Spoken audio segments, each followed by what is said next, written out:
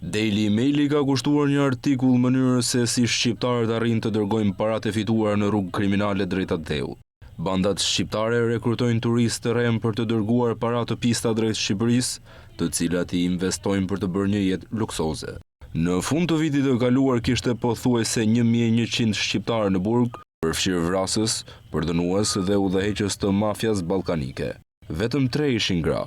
Përveç kontrollit të tregëtisë së drogës, bandat shqiptare që terrorizojnë Mbretërinë e Bashkuar janë gjithashtu të dënuar për vrasje, krime seksuale, pastrim parash dhe trafikim njerëzish sipas Daily Mail. Agjencia Kombëtare e Krimeve ka paralajmëruar për vite me radhë për kërkesën e madhe që paraqesin bandat shqiptare, të njohura për profesionalizmin dhe disiplinën e tyre, si dhe për taktikën e egër për të mbajtur konkurrencën larg.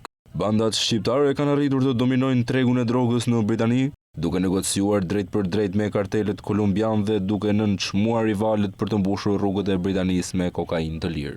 Rryma e parave që kthehet në Shqipëri është një shqetësim në rritje nga NCA. Frika e saj është shtuar kaq shumë sa që vitin e kaluar, agjencia nënshkroi një marrëveshje me SPAK që do të hetojë pasuritë e shqiptarëve të dënuar në Mbretërinë e Bashkuar.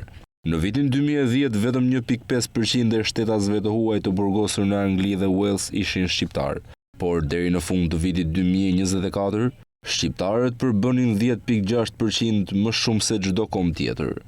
Rritja e numrit të shqiptarëve është pjesërisht për shkak të numrit të madh që kalojnë kanalin, megjithse 12.685 që kanë shkuar në Britani me anije të vogla në vitin 2022. Megjithatë, kjo shifër ka rënë që kur ministrat nënshkruan një marrëveshje për transferimin e të burgosurve me qeverinë shqiptare në vitin 2022. Në udhëheqjen e Rishi Sunak, 200 persona u deportuan në këmbim të 8 milion pound për modernizimin e sistemit të burgut. Partia Laboriste ka premtuar të deportojë kriminalët e huaj më shpejt, duke thënë se nuk mund të jetë drejt që tatim paguesi të paguajnë për këtë. Mendohet se kushton rreth 40.000 pound në vit për të akomoduar çdo të burgosur, që sugjeron se Mbretëria e Bashkuar shpenzon 44 milion pound për të mbajtur kriminalët shqiptar në burg. Si grupet e krimit përpiqen të lëvizin paratë e tyre në AD, ato janë të njohur edhe për fshirjen e parave në furgon që udhëtojnë midis dy shteteve. Një burim nga komuniteti shqiptar në Britani tha se numri i madh i furgonëve dhe kamionëve që kalojnë çdo ditë në Dover bën që kriminalët të transportojnë para të fshehura mes mallrave. Në një rast në vitin 2021, policia sekuestroi 123.000 pound të fshehura në një furgon që transportonte mallra nga Britania. Olsi Sefolli u arrestua në Shqipëri pasi u gjetën 10 pako të fshehura brenda një furgoni të bardhë tip Mercedes. Ai u akuzua për pastrim parash që lidhen me aktivitete kriminale dhe për mos deklarimin e parave në kalimin kufitar. Policia gjeti gjithashtu armë të fshehura në furgon. Sipas policisë shqiptare, furgoni i përkiste një kompanie me bazë në Luton dhe me pronar guxim Sefollin. Ai u dënua me pezullim për 9 muaj për akuzën e mos deklarimit të parave.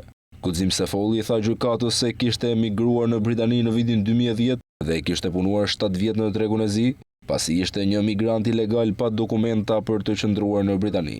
Ai kishte planifikuar të investonte paratë në një apartament në qytetin e Vlorës, në jug të Shqipërisë. Ai pranoi se kishte fshehur paratë në furgon, duke thënë se kushëriri i tij Olsi nuk ishte në dijeni të parave. Ka më shumë se 30 kompani të regjistruara në Britani që transportojnë artikuj të tillë si rroba dhe mobilje në Shqipëri. Një burim nga komuniteti shqiptar në Britani tha se është e njohur që prej disa këtyre kompanive trafikonin para jashtë vendit. Në një rast tjetër në portin e Bari, në Itali, policia zbuloi 225.000 pound të fshehura në tavanin e një furgoni.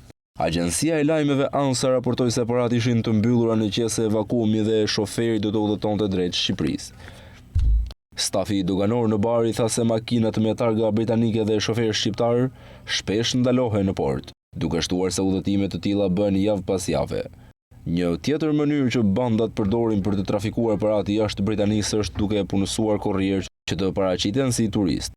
Korrierëve u jepet para për të bërë udhëtimin dhe grumbull i parash që të arrin deri në 20.000 pound për t'i marrë me vete në Shqipëri.